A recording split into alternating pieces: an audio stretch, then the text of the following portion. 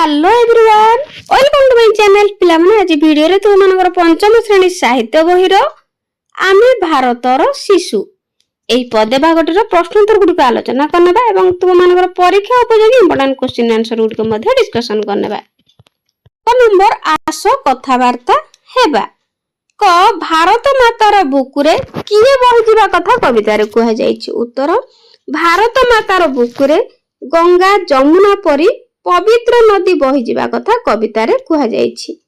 ख हिमालय को भारतर मुकुट बोली कहजिबार कारण कोन। उत्तर हिमालयर शिखर देश सबु बेले बरफ आच्छादित होई शुभ्र वर्ण धारण करिथाय ओ एहा भारतर उत्तर भाग रे शुभ्र मुकुट परि शोभा पाउथिबारु हिमालय को भारतर मुकुट बोली कहै जायछि। तो देशर शिशु माने आम देशर शिशु माने मरुभूमि रे कोन करिवे बोली कविता रे कहै जायछि। इंपोर्टेंट क्वेश्चन उत्तर आम देशर शिशु माने मरुभूमि रे अमृत समान जलधारा बुहाई देबे बोली कविता रे कहै जायछि। घ काहा मुखरे भाषा देबा पई शिशु माने आशा प्रकाश करिसंती।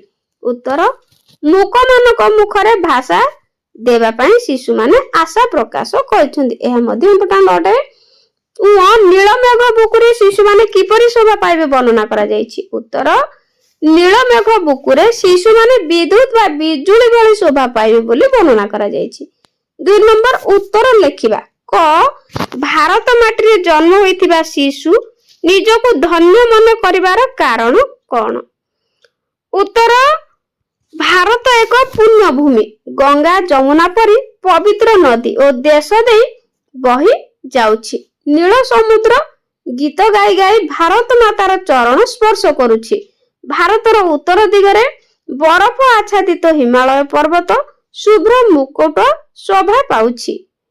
एभଳି एक पुण्य भूमि रे जन्म हेउथिबार भारतर शिशु निजको धन्य मन करुछि। ख शिशु मानको रक्त कमल बोली काहेकि कहै जायछि। इंपोर्टेंट क्वेश्चन उत्तर लाल रंगर पद्म फूल खूब सुंदर और निजर सौंदर्य बल समस्त को आकर्षण करिथाय।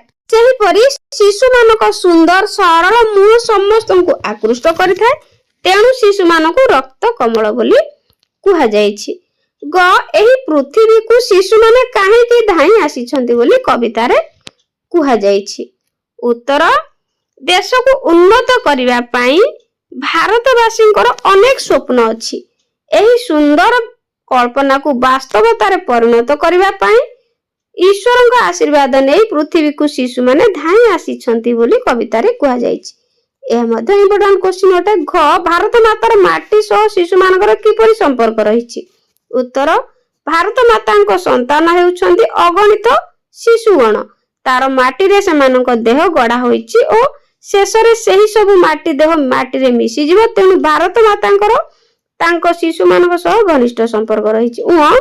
केउ विषय को कविता रे शिशु मानक धर्म बोली वर्णना करा जायछि। उत्तर सूर्य निजे जळि जगत को आलोक प्रदान करे पृथ्वी जीव जगत तिष्ठि रहिबा मूल कारण हेउचंती सूर्य। सूर्य भली जगतर अंधकार दूर करिया ओ परोपकार करिबा शिशु मानकर धर्म बोली कविता रे कहै जायछि।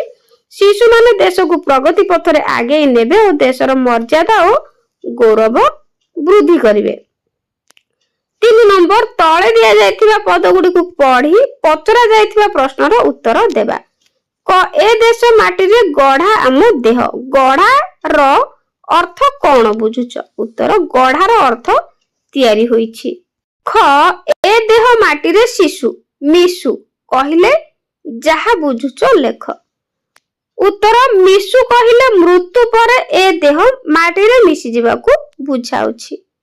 ग नव तरु साखे दोली एई पदटी दोली शब्दटी कोन बुझाउछि प्रकाश कर। उत्तर दोली शब्दटी झुलिबा बा दोहलिबा को बुझाउछि। घ ए देश उसारे मधुर काकली लक्ष्य मनर आशा लक्ष्य कहिले एठारे काहा को बुझाउछि लेख। उत्तर लक्ष्य कहिले लक्ष्य लोकन को बुझाउछि। 4 नंबर सरल भाषा रे बुझाई खाता रे लिखिबा। क बंधुर पथे हम अभियान आमे नव किशलय याकू आमे सरलार्थ लिखिबा। उत्तर बंधुर पथे डट डट नव किशलय उक्त पद्यांशटी आमे भारतर शिशु कवितारू आनित। ଏଠାରେ କବି ଅନ୍ନଦା ପ୍ରସାଦ ରକ୍ଷିତ ଶିଶୁମାନଙ୍କ ମହତ ଅଭିଯାନ ବିଷୟରେ ବର୍ଣ୍ଣନା କରିଛନ୍ତି। ଶିଶୁମାନେ ଆମ ଦେଶର ଭବିଷ୍ୟତ। ସେମାନେ ନବ ଭାରତର ନିର୍ମାଣ କରିପାରିବେ। ଯେଉଁଠି ଅଭାବ ଅସୁବିଧା ଦାରିଦ୍ର୍ୟ ଆଦିର ସ୍ଥାନ ନଥିବ ସେମାନେ ଭାରତର ସୁଖ ସମୃଦ୍ଧି ଆଣିପାରିବେ। ଭବିଷ୍ୟତକୁ ସରସ ସୁନ୍ଦର କରିବା ପାଇଁ ସେମାନଙ୍କର ଜନ୍ମ ଦେଶକୁ ତାଙ୍କର ମଧୁର ସ୍ୱରରେ ସେମାନେ ପ୍ରକମ୍ପିତ କରିବେ। ଦୁଃଖୀ ଜନକ ମୁହଁରେ ହସ ଫୁଟାଇବେ। ମୂକମାନଙ୍କୁ ତାଙ୍କର ଭାବ ବ୍ୟକ୍ତ କରିବା ପାଇଁ ମାଧ୍ୟମ ହେବେ। ଏସବୁ ଏତେ ସହଜ ନୁହେଁ। ସେମାନଙ୍କର ଉଦ୍ଦେଶ୍ୟ ମହତ୍। ସେଇ ମହତ୍ ଉଦ୍ଦେଶ୍ୟକୁ ସାଧନ କରିବା ପାଇଁ ତାଙ୍କୁ ଅନେକ କଷ୍ଟ କରିବାକୁ ହେବ। ସେମାନେ ମହତ୍ ଉଦ୍ଦେଶ୍ୟ ନେଇ ଯାତ୍ରା କରୁଥିବା ଏକ ଯାତ୍ରୀ ଦଳ। ସେମାନେ ଗଛରେ ପଲ୍ଲବିତ ନୂଆ କଅଁଳିଆ ପତ୍ର ଭଳି ସେମାନଙ୍କୁ ବହୁ ଘାତ ପ୍ରତିଘାତ ଦେଇ ଅଭିଯାନ ଜାରି ରଖିବାକୁ ପଡ଼ିବ। ପୃଥିବୀ ସବୁଜ ସମ୍ପଦରେ ସୁଶୋଭିତ କରିବାକୁ ହେବ। ଖ ଆଗାମୀ ଦିନର ନବ ସଂକେତ ମନରେ ଅସୀମ ବଳ। ଉତ୍ତର ଆଗାମୀ ଦିନର ... ଅସୀମ ବଳ। ଉକ୍ତ ପଦ୍ୟାଂଶଟି ଆମେ ଭାରତର ଶିଶୁ କବିତାରୁ ଆଣିତ। ଏଠାରେ କବି ଅନ୍ନଦା ପ୍ରସାଦ ରକ୍ଷିତ ଶିଶୁମାନଙ୍କର ମନରେ ଅସୀମ ବଳ ରହିଛି। ସେମାନେ ହିଁ ଆମ ଦେଶର ଭବିଷ୍ୟତ ବୋଲି ବର୍ଣ୍ଣନା କରିଛନ୍ତି। ଶିଶୁମାନେ ତାଙ୍କର ମହତ୍ ଉଦ୍ଦେଶ୍ୟ ସାଧନ ପାଇଁ କଷ୍ଟକର ପଥର ଯାତ୍ରୀ ହେବେ। ନୀଳ ମେଘ ପଥରେ ଯେପରି ବିଦ୍ୟୁତ ବାଟ କଢାଏ ସେପରି ସେମାନେ ଅନ୍ଧାରେ ପ୍ରଦୀପ ହୋଇ ଭାରତକୁ ଆଲୋକିତ କରିବାକୁ ଚାହୁଁଛନ୍ତି। ସେମାନେ ଭାରତ ମାତାର ସୁଯୋଗ୍ୟ ସନ୍ତାନ। ଲକ୍ଷ ଲକ୍ଷ ଶିଶୁମାନେ ଭାରତ ମାତାଙ୍କର ସନ୍ତାନ। ସେମାନେ ଦେଶର ଭବିଷ୍ୟତ। ସେମାନଙ୍କ ମନରେ ଅନେକ ଆଶା ଓ ଅମାପ ବଳ ରହିଛି। ସେମାନେ ଭାରତ ମାତାଙ୍କର ସୁରକ୍ଷା ପାଇଁ ନିଜର ପ୍ରାଣବଳି ମଧ୍ୟ ଦେଇପାରିବେ ବୋଲି କବି ବର୍ଣ୍ଣନା କରିଛନ୍ତି। ଏହି ସରଳ ଅର୍ଥଟି ଇମ୍ପୋର୍ଟାଣ୍ଟ ଅଟେ। ମୁକ ମୁଖେ ଦେବୁ ଭାଷା। ଉତ୍ତର ମୁକ ମୁଖେ ... ଭାଷା। ଉକ୍ତ ପଦ୍ୟାଂଶଟି ଆମ ପଠିତ ସାହିତ୍ୟ ବହିରୁ ଆମେ ଭାରତର ଶିଶୁ କବିତାରୁ ଆସିଅଛି। ଏଠାରେ କବି ଅନ୍ନଦା ପ୍ରସାଦ ରକ୍ଷିତ ଭାରତର ଶିଶୁମାନଙ୍କର ସ୍ୱପ୍ନ ବିଷୟରେ ବର୍ଣ୍ଣନା କରିଛନ୍ତି। ଭାରତ ହେଉଛି ଏକ ପୁଣ୍ୟ ପୀଠ। ଏହି ଦେଶରେ ଶିଶୁମାନେ ହିଁ ଭବିଷ୍ୟତର ନାଗରିକ। ଭାରତର ପ୍ରଗତି କେବଳ ସେମାନଙ୍କ ମାଧ୍ୟମରେ ସମ୍ଭବ। ଭବିଷ୍ୟତର ସବୁ ସ୍ୱପ୍ନକୁ ବାସ୍ତବତାର ପରିଣତ କରିବା ପାଇଁ ସେମାନଙ୍କର ଜନ୍ମ। ସେଥିପାଇଁ ସେମାନେ ଈଶ୍ୱରଙ୍କ ଆଶୀର୍ବାଦ ପ୍ରାପ୍ତ ହୋଇଛନ୍ତି ବୋଲି କବି କହିଛନ୍ତି। ଏହି ଛୋଟ ଛୋଟ ପିଲାମାନେ ଯେଉଁମାନେ ନିଜର ଭାବ ବ୍ୟକ୍ତ କରିପାରନ୍ତି ନାହିଁ ତାଙ୍କ ମୁଖରେ ଭାଷା ଭରିଦେବା ପାଇଁ ଇଚ୍ଛା ପ୍ରକାଶ କରିଛନ୍ତି। ମୂକମାନଙ୍କ ସ୍ୱରକୁ ସେ ପକ୍ଷୀମାନଙ୍କର ମଧୁର କାକଳି ସହିତ ତୁଳନା କରିଛନ୍ତି। ସେହିମାନଙ୍କ ମଧୁର ସ୍ୱରରେ ଦେଶ ଭରିଯିବ ବୋଲି କବି କହିଛନ୍ତି। ଭାରତର ଲକ୍ଷ ଲକ୍ଷ ଲୋକଙ୍କର ସ୍ୱପ୍ନକୁ ଶିଶୁମାନେ ସାକାର କରିବା ପାଇଁ ଆଶା ବାନ୍ଧି ବସିଛନ୍ତି। 5 ନମ୍ବର ତଳେ ଦିଆଯାଇଥିବା ଶବ୍ଦ ଗୁଡ଼ିକର ସମାନ ଅର୍ଥ ବୁଝାଉଥିବା ଆଉ ଗୋଟିଏ ଲେଖାଏ ଶବ୍ଦ ଲେଖିବା। ଯେମିତିକି ପାରାବାର। ପାରାବାର ମାନେ ସମୁଦ୍ର। ତପନ ସୂର୍ଯ୍ୟ। କାନନ ବନ। ତୁଷାର ବରଫ। କମଳ ପଦ୍ମ। ତ ପିଲାମାନେ ଏଇ ଶବ୍ଦ ଗୁଡ଼ିକର ଆଉ ଗୋଟିଏ ଲେଖାଏ ଏଗୁଡ଼ିକ ଶବ୍ଦ ଅଟେ। 6 ନମ୍ବର ତଳେ ଦିଆଯାଇଥିବା ପଦ୍ୟାଂଶର ଅର୍ଥକୁ ବୁଝାଇ ଲେଖ। କ ରକ୍ତ କମଳ ସମ ଅର୍ଥାତ୍ ଲାଲ ରଙ୍ଗର ପଦ୍ମ ଫୁଲ ପରି। ଖ ରଙ୍ଗ କୁସୁମ କଳି ରଙ୍ଗ ବେରଙ୍ଗର ଫୁଲ କଡ଼ି। ଗ ବନ୍ଧୁର ପଥେ ଆମ ଅଭିଯାନ। ଅସମତଳ ବା କଷ୍ଟସାଧ୍ୟ ପଥରେ ବା ମହତ୍ ଉଦ୍ଦେଶ୍ୟରେ ଆମର ଯାତ୍ରା। ଘ ତିମିରେ ଆଲୋକମୟ ଅର୍ଥାତ୍ ଅନ୍ଧକାରରେ ଆଲୋକର ଝଲକ।